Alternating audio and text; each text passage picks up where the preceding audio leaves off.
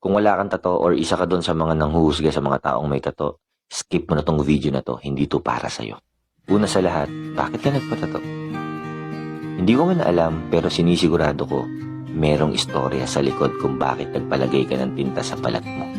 Hindi ako naniniwala na nagpapatato ang isang tao para lang magmukhang astig, para lang maging cool. Naniniwala ako na may dahilan kung ba't ka nagpalagay ng tato.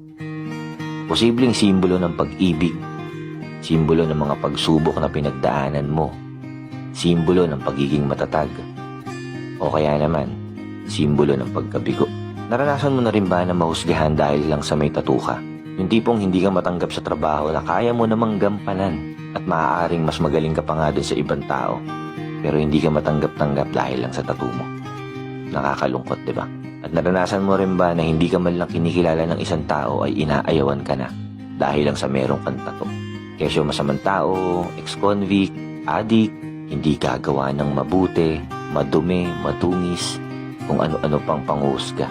Marami nga dyan, wala ngang tato at malinis ang katawan, kapita-pitagan ng reputasyon, nag-aral sa magagandang eskwelahan, pero magnanakaw.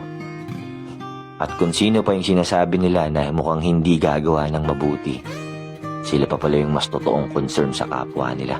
Nakakalungkot isipin na maraming tao ang mapanghusga base sa nakikita sa panlabas mong anyo. Tipong hindi ka naman talaga nila kilala, pero ayaw ka na nilang kilalanin dahil sa physical appearance mo. Hindi ko alam kung bakit nila pinapakialaman ng buhay ng mga buhay. Hindi naman nila pera yung ginamit para magpatato. Di ba nila nare-realize na sobrang iksi lang ng buhay para ilaan pa nila yung atensyon nila sa buhay ng ibang tao? Ang tanong, sino ang nagkakasala? Yung mga taong may tato na wala namang ginagawa? O yung mga taong nanghuhusga base sa nakikita ng kanilang mga mata?